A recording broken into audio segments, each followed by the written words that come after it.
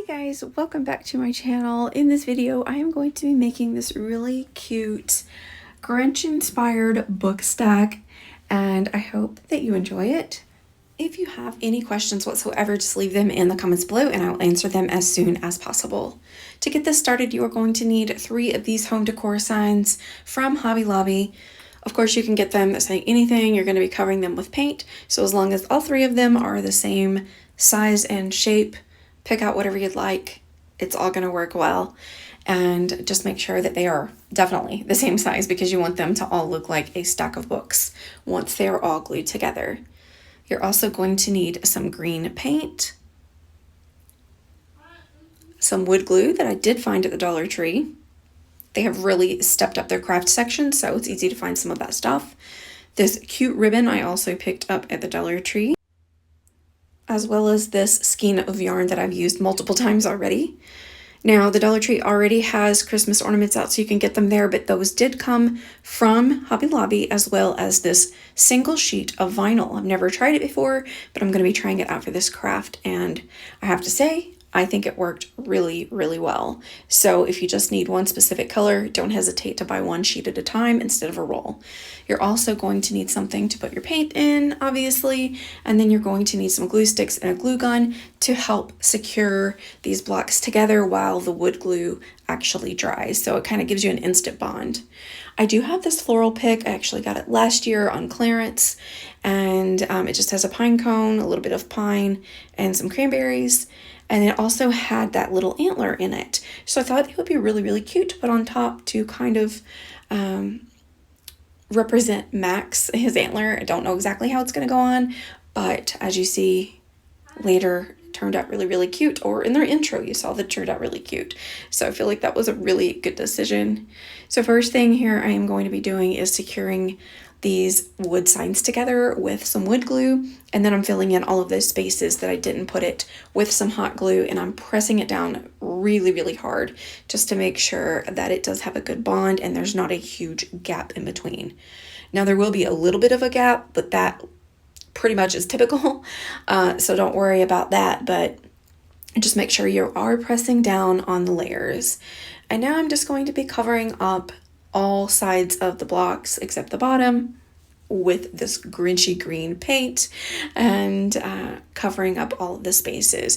Now I did leave some of the darkness in between to basically represent actual books. They're shadowing in between each books when they are stacked, so I love the way that that looked. Obviously, if you want to cover that up and you want every single space turned green, you can go in with a very thin paintbrush and fill on those spaces in, but I left it because I did like the shadowing effect that it did give at the end. So here I'm just going to go ahead and finish painting that, and then we will work on the vinyl.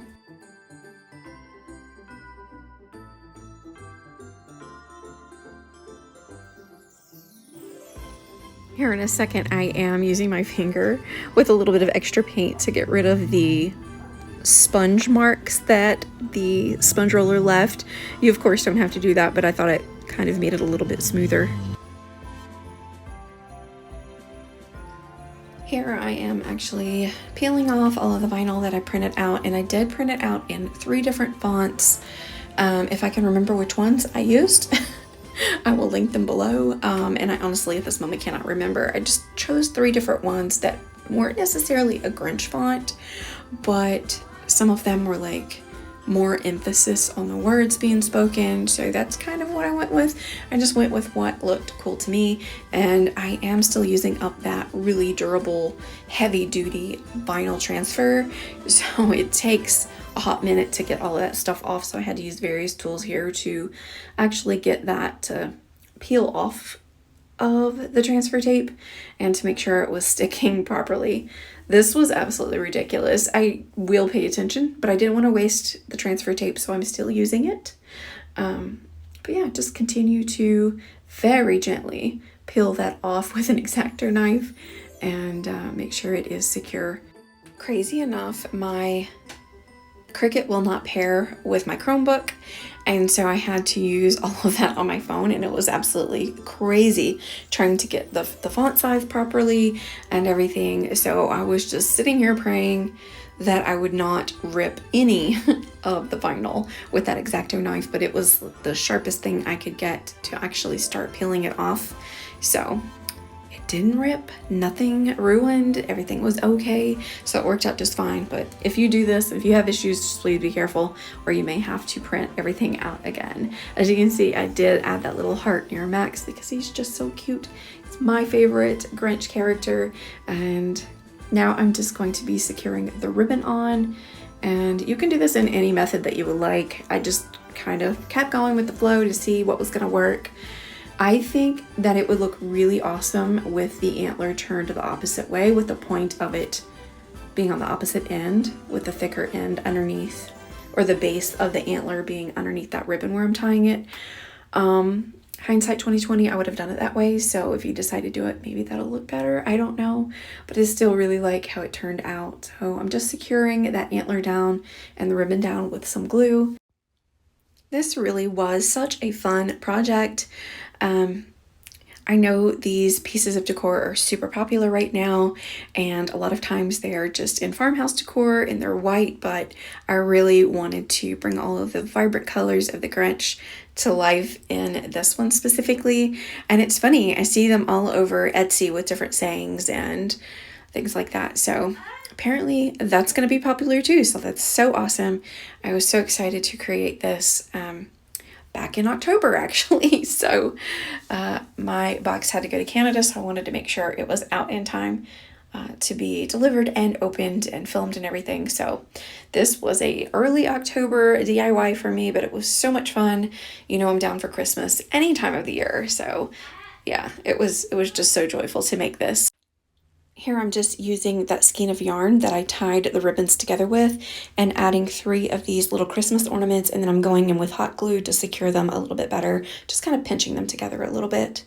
And then I am taking that little piece of pine that was in the floral pick, and at first I just glued it on, but then I went back and just wrapped a little bit of that ribbon around it, so when you're looking at this from the front, you're not going to see just an abrupt piece of a base of the pine. It will kind of blend it in with the ribbon from this angle. You can't really see it too much. It just looks like more ribbon. Of course you can see the difference in the top here, but I think it turned out so cute. And like I said, from the front, you won't really be able to tell. The only thing I did not show that I did was I actually trimmed the end of the ribbons hanging off just to give them a little bit more of a professional look, I guess. I don't know, but they looked really, really cute after it was all finished and not just like a clean cut there. You can see the tips of the ribbon were snipped a little bit. Just thought it looked super cute, and it was definitely much better than a straight cut. So I hope you enjoyed it. Let me know in the comments below if you were going to try making this one or something like this, and if you film it on your channel, please let me know, because I would love to come take a look at that. And I would love to see any Christmas DIY, so make sure you're letting me know about that as well.